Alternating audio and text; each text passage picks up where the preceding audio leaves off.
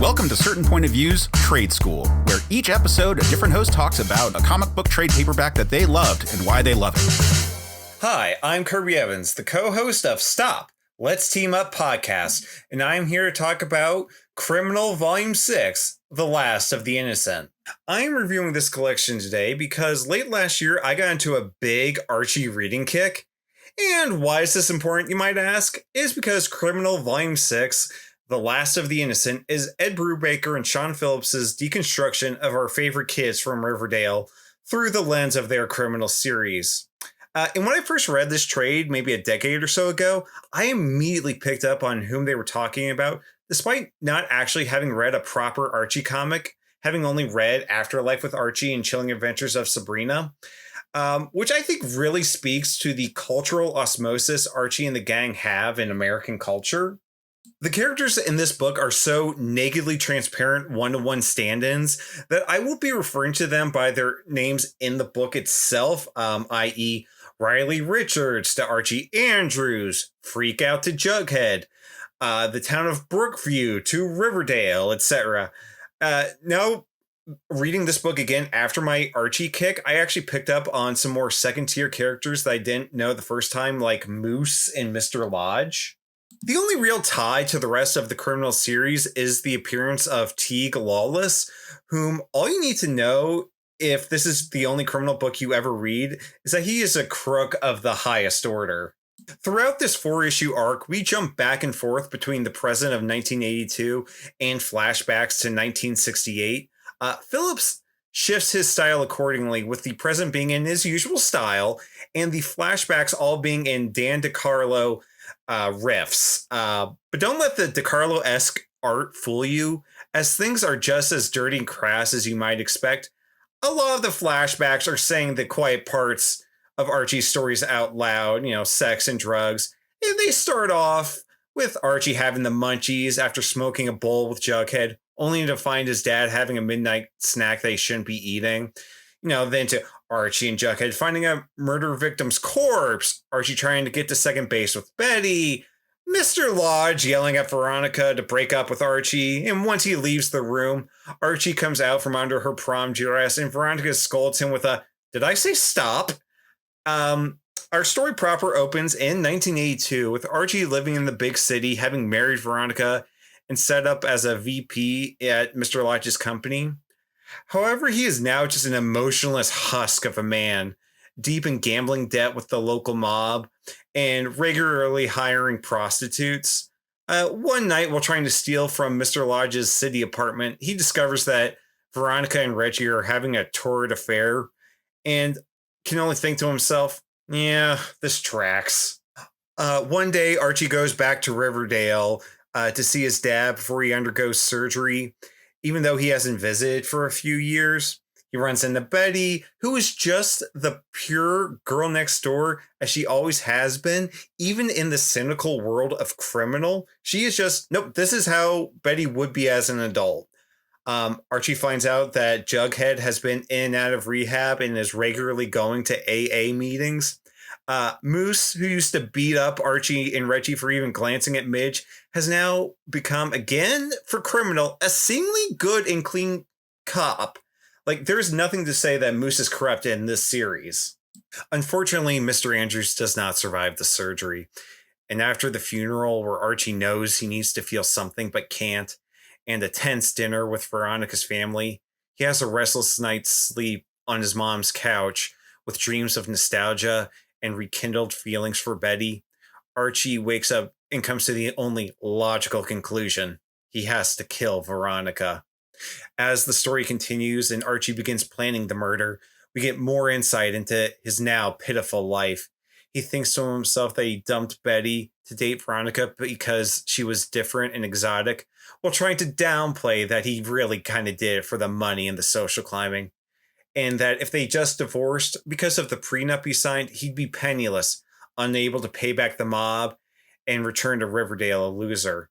His whole job is just a farce, dealing with Richie Rich as a competitor, and he thinks of how he should have dated Valerie from Josie and the Pussycats, but didn't because it was 1968 Riverdale and all of the racism therein.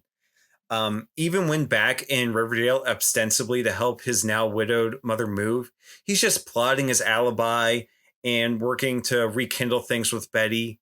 He lightly poisons poor Moose to get the runs so that he can sneak into the police files and get some inspiration from the probable serial killer in Riverdale in 1968. He and Jughead seemingly have a great heart-to-heart, but he hands Jughead a joint and peer pressures him to just take a hit. Jughead does, and he falls off the wagon. Hard.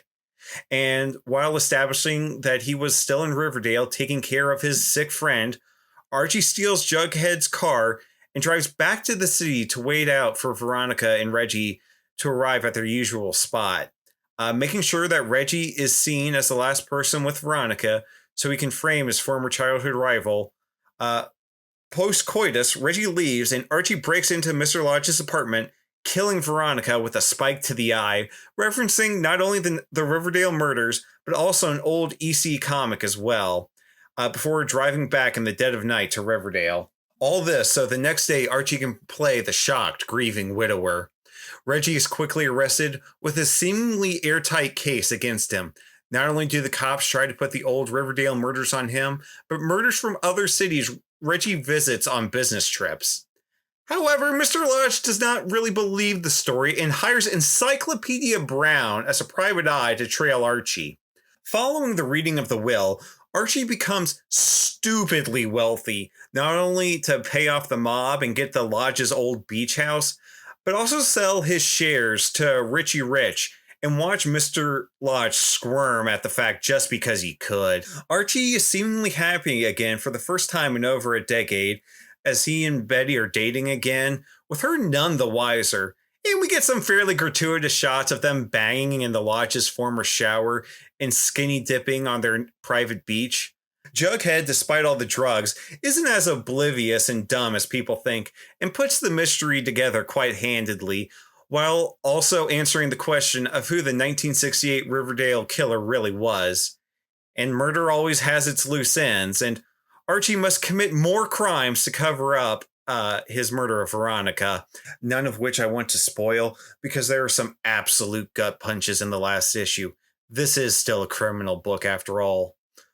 And all I will say is that the story ends with Archie and Betty walking down the city street in homage to Daredevil's Born Again storyline as Phillips places the DeCarlo kids in the world of criminal. And all it cost was people's lives and Archie's soul. This is an incredibly taut crime thriller. Brubaker and Phillips are absolute master craftsmen in their works. And anytime the two of them put something out, I buy it the day of. There are even more Archie Easter eggs than the ones I've already mentioned. And if this is the only criminal book you read, you will not be lost. If you are coming at this volume as a criminal fan, you will be satisfied. If you are coming at this volume as an Archie fan, ready for some deconstruction, you will be satisfied. If anything I have said sounds like this is some edgelord crap, please trust me that Brubaker and Phillips know exactly what they are doing and make The Last of the Innocent an absolute must read. Now, if you would like to hear more of me, you can check me out on the Stop, Let's Team Up podcast, where Ross, Aiken, and I talk about all things superhero team-ups and teams. Our recurring shows include 4 for 4, where every episode the two of us cover from the beginning 4 issues of the Fantastic Four. Opal City Confidential, Ross's journey with the occasional guest host as he goes through James Robinson's Starman series and all series and characters of the Starman legacy. And finally, there is my solo show, Zoo Crew Review, where I go issue by issue of Roy Thomas and Scott Shaw's Captain Carrot and his amazing zoo crew and pair each episode with a classic Looney Tunes short. Happy reading! The world is getting stranger every day, and somehow Transmetropolitan saw nearly all of it coming. From weaponized misinformation to political theater to tech that reshapes our lives faster than we can process, the series' future feels uncomfortably familiar. The Word from Tomorrow is a new read-along podcast digging into that uncanny prescience. Hosted by Case Aiken and Keith Lettinen, each episode welcomes a guest to explore how Warren Ellis and Derek Robertson's dystopian satire mirrors the world we're living in now. Across 10 episodes, we walk through the entire series. Its politics, its media chaos, its dark humor, and the way it continues to hit with startling clarity. Listen at certainpov.com or wherever you get your podcasts.